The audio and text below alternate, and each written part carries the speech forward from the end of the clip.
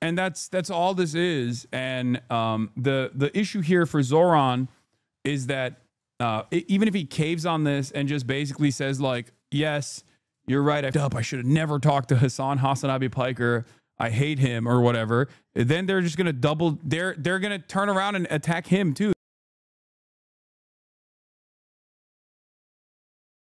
All right, we'll start out with Zoran Kwame Mamdani. What the? I'm in the Thumbo. I'm in the Thumbo on the CBS New York piece. Yeah, I'm debating Charlie Kirk as well. We got so much going on. Oh my God, there is just so much happening, bro. There's constant polls coming out of New York that literally warm my heart, okay? I'll just start there. There are constant polls coming out of the state, of the beautiful state of New York, the beautiful city of New York City, that warm my heart about how much New Yorkers, everyday New Yorkers, just despise the apartheid state, despise the criminal Zionist entity, okay? Oh my Lord. Oh my Lord. We got the Kamala Harris drama as well. We're going to be talking about that too. But there is so much anger and so much resentment. What is this quick scrum with Mamdani? He talked about Cuomo. Didn't want to talk about Hasan Piker, a podcaster who said stuff like America deserves 9/11. Bro, oh my Lord. Oh God. They're gonna try to bash him in the head over this. You know, what we can see is a candidate that is desperate to understand why he is so far behind a politics of the future. Why do you hang out with guys like Hasan Piker? Said some nasty stuff, don't you think? I'm here to talk about the World Cup. Yesterday with Cuomo's camp, I mean, any response to that? You know, what we can see is a candidate that is desperate. Dude, it is kind of crazy that he said some nasty stuff. It is kind of crazy that like that dude is like a drama obsessed weirdo. You know what I mean? Like the dude that, I don't think it was a journalist who said that. I don't think it was this guy at least. Or maybe it was, I don't know. But it's crazy to me that it's like, for a lot of people who are like, I'm a journalist, I want to be a pro-Israel type of journalist, like, I'm just going to hit you with some quick TMZ bars and be like, well, this is Hasan Piker guy, he says some nasty shit. It's like, dude, what the are you talking about? What the actual are you talking about? Like, this is not a real controversy, brother. You are talking about a dude, me, who is, you know, getting profiled in the New York Times and shit. It's not like this is, you know, it's not like I'm a random person that has said some really dangerous things. You might try to present it as such to the best of your ability, but like it's very clear that within the context, like a lot of these other mainstream outlets like very clearly understand what this is. Otherwise, you're basically doing the ADL line and saying, why is the GQ, the New York Times, and all of these other institutions why are they platforming a terrorist? The only actual gross shit you say is that you willingly love shitting your pants on airplanes. That's not. I've never said that. In any case, it does seem like Dan Rivioli might not be too big of a fan of Zoran. But it is annoying. It is lame. It's whack that they're just like constantly trying to badger him over with this shit. And it's only a matter of time until he probably will be like, it's only a matter of time until these people will probably be like, all right, well, you know, I don't know the guy. Oh, it was a PragerU guy. New Yorkers, tomorrow, September 11th. Here's Zoran Mamdani with us on America Deserves 9/11 Piker.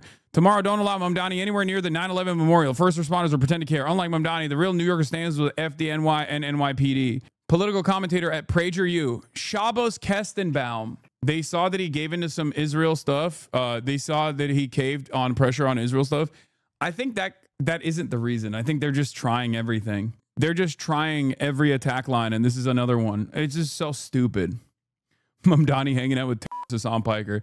The issue with Mamdani getting yelled at about his allegiance with me or some shit is that if he caves on that, then it's going to open him up to an unimaginable line of attack for him as well.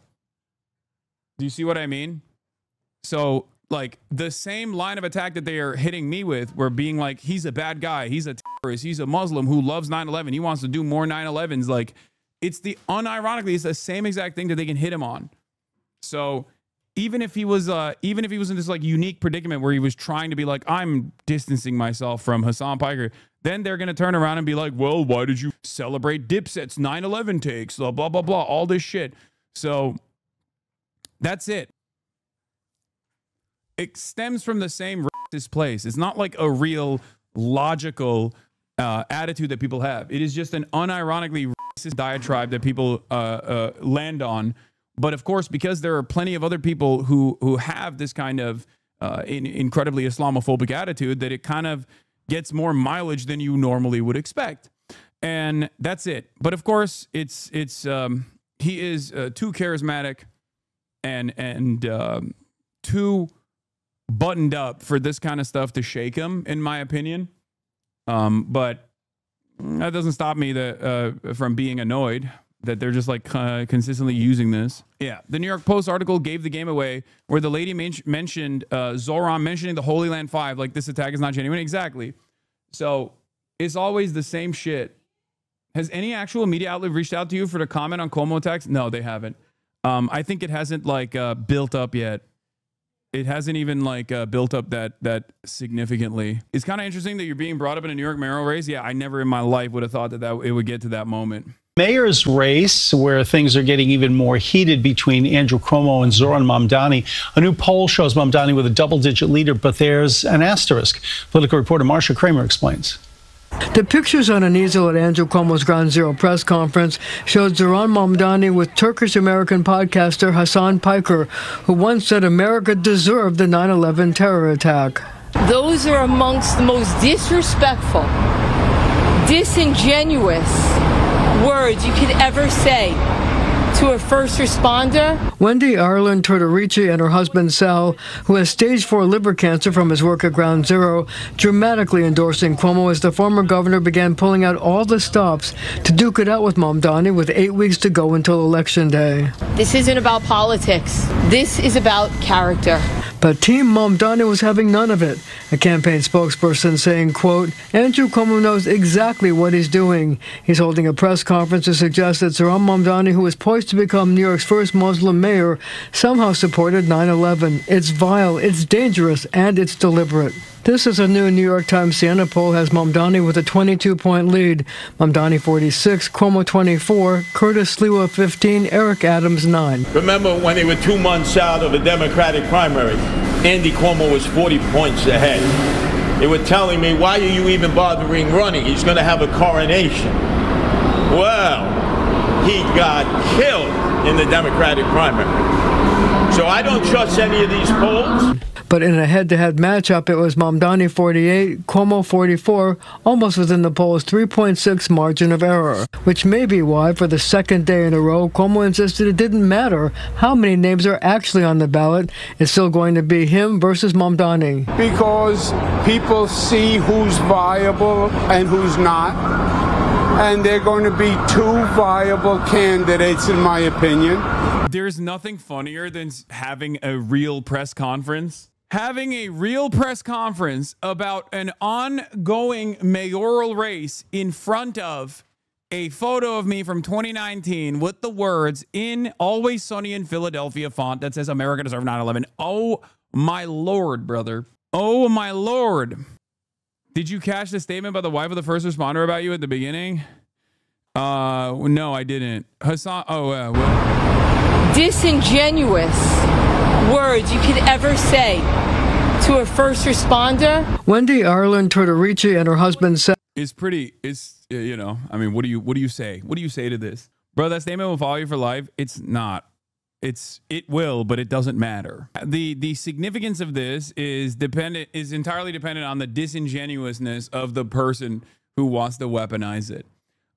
When this statement first banged, it was almost entirely weaponized by the Republicans, right? Because in 2019, Trump was president. It was entirely disingenuous, and it was all Republicans that hit it. Now you got, like, ironically, again, Republicans utilizing it, but they're doing it under the banner of, like, being a Democrat, I guess, but they're not really Democrats. They're running against the Democrat. This makes it look like you caused 9/11. They panned a camera to a first responder being sad. I know. Like, It is what it is. They're talking about it like you personally said it to a first responder. Yeah, also, they're talking about it like I'm saying it's good that, like, 9/11 killed Americans or something. That's not my statement at all. And if you look at the full quote, you very quickly understand I'm talking about blowback, but it doesn't really matter. Yeah, I said what I said. All right.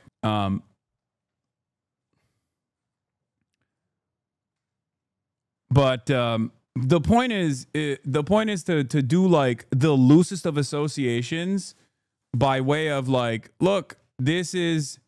You got a Muslim, radical political commentator who's saying America deserved 9/11, and you got a Muslim who's running for mayor of New York who associated with him 9/11, 9/11, 9/11. These guys are Muslims 9/11, Muslims 9/11. That's what it is the weakest line of attack you can possibly put together. And it's very clear. It's very clear that it's like trying to associate a Muslim candidate with 9/11. But doing it within the confines of, like, liberalism and within the permission structure that exists amongst liberals. And that's all this is. And the issue here for Zoran is that even if he caves on this and just basically says, like, yes, you're right, I should have never talked to Hasan Abi Piker. I hate him or whatever. Then they're just going to they're going to turn around and attack him too. They're going to be like, well, you're Muslim too. You're a Muslim guy too. What's up with that? You also have some opinions on 9/11. It seems maybe you're like there is no real connection here. Neither of us were both 34 years old. Okay. Neither of us participated or had anything to do with 9/11. They're just trying to make that connection by saying, like, well, what are you going to do? These Muslims, they love 9/11. Now, of course, it doesn't matter. It doesn't matter because it's just an incredibly weak line of attack.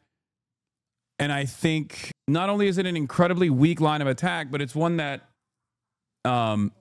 it's one that's not going to stick. People see who's viable and who's not, and they're going to be two viable candidates, in my opinion, and people will vote accordingly.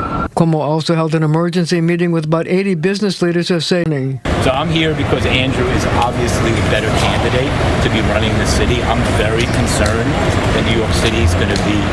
What are these guys doing, by the way? Like, Andrew Cuomo already lost the primary. Are these guys, like, desperately trying to find anyone who will openly say they're an Andrew Cuomo fan? Is that what's happening? What the fuck's going on with CBS New York, man? CBS New York is in the tank, it seems. Decimated if the other guy takes office. Meanwhile, Mayor Adams insisted he's planning to meet with business leaders, too. We need to make sure that this city does not go into a state where decriminalizing prostitution, where we don't go into a state of emptying out Rikers Island. I'm Marcia Kramer, CBS News in New York. Former mayoral candidate Jim Walden wants off.